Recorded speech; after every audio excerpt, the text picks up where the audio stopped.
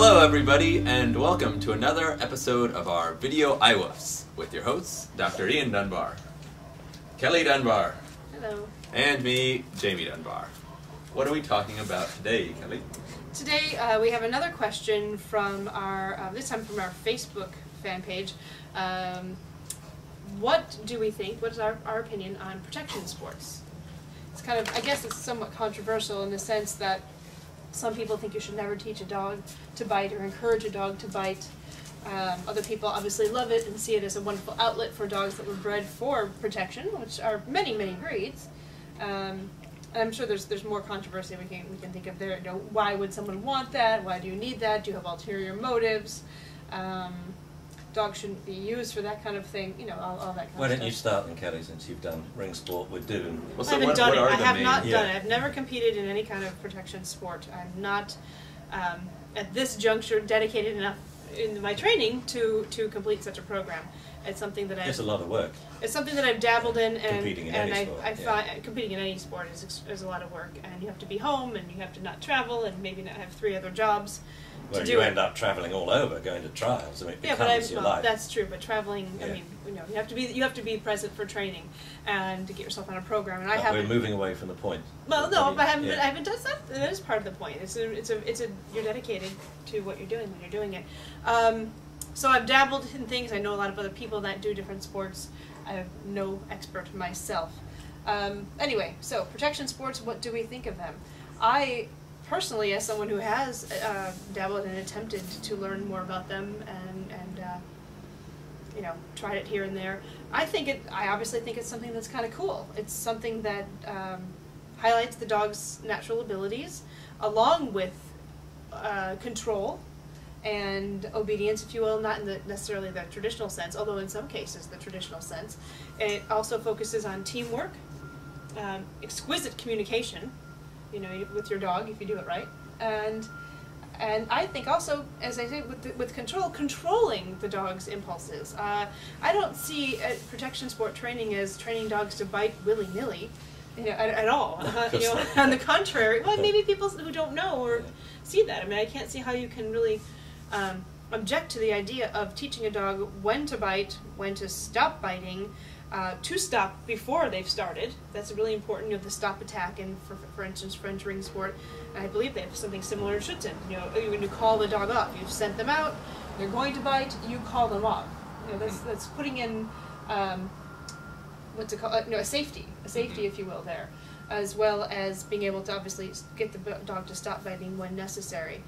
I think maybe one of the objections is that this is just going to create a biting dog that you know, will perhaps bite somebody on the street, and I suppose that's not impossible if you have poor training habits.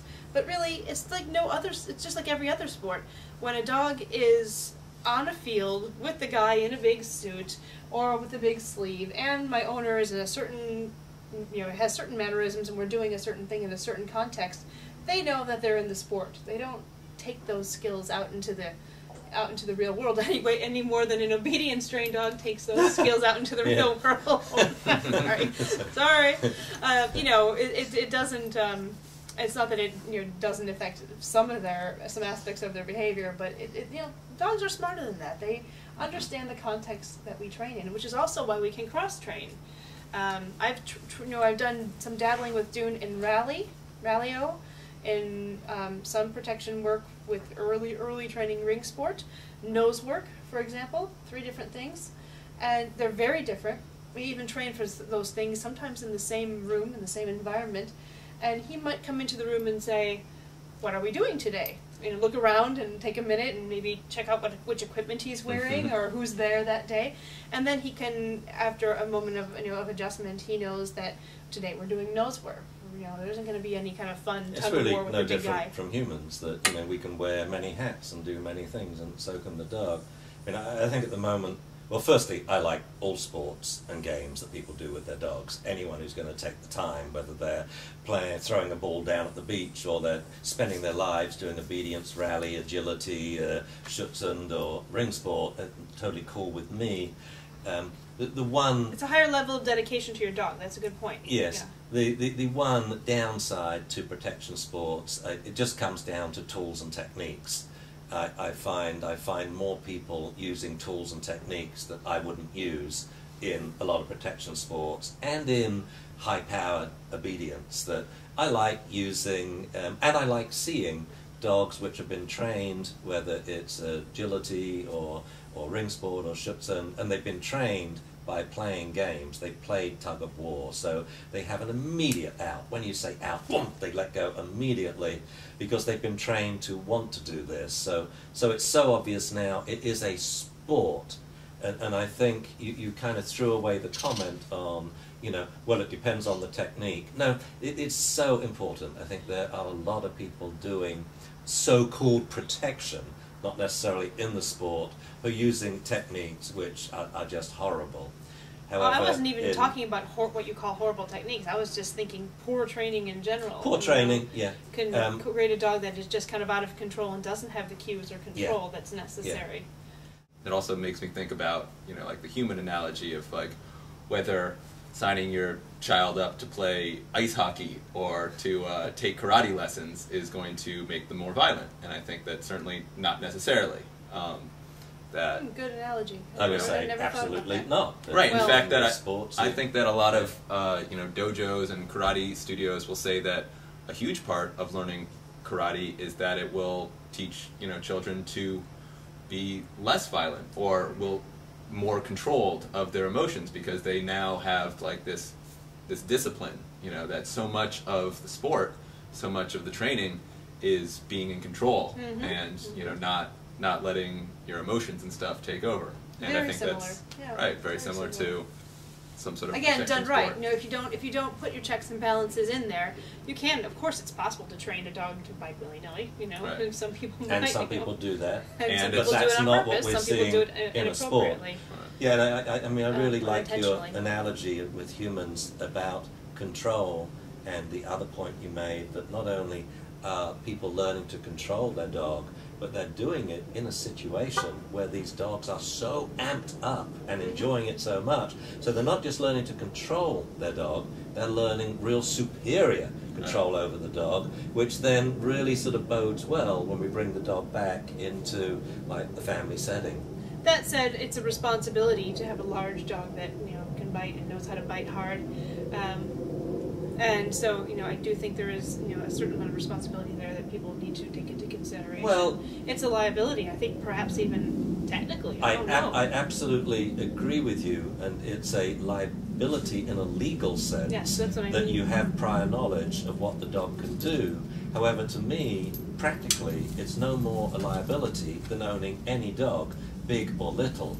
All dogs can bite, and you know, when we actually look at percentages of dogs that bite, what we actually find is it's two very popular family breeds, which are the #1 and #2 most biting dogs in the country, and I'm sure very few of them have gone to protection sports. So, well, I guess. Oh, I'm sorry. I was going to close up, but off you go.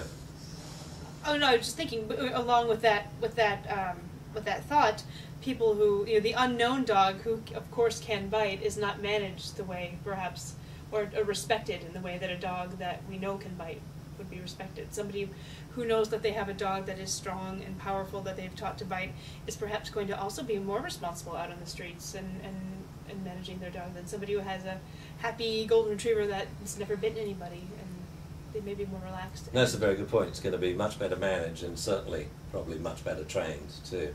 Yeah. So I think there's plenty of good in it, but certainly, as with any sport or any kind of dog-related activity, you've got to be responsible. And I don't know. I've seen all the protection trainers that I know in the Bay Area here are extremely progressive. All teach using game, you know, tug as a game, and this, you know, and it's not a confrontation, you know, an angry confrontation where the dog feels defensive. It's a game like, that is my favorite guy to play with. The guy that I get to bite, he's a giant tug toy. You know, it's done in such a fun way that the dogs aren't put under the amount of pressure and stress, most of them anyway, that are, you know, they just get the same kind of excitement that Nadoon gets, the same kind of excitement out of getting ready to do bite work as he does out of nose work. It's just this exciting, I get to go and do this, and it's an outlet, and it's an appropriate outlet in context, and it just, it's just fun. We should do more of it. So we're voting like 2 paws up. It's a good sport when done right. I think so. Cool. Mm-hmm. All right. Well, thanks for watching. Thanks, Thank you. folks. Bye-bye.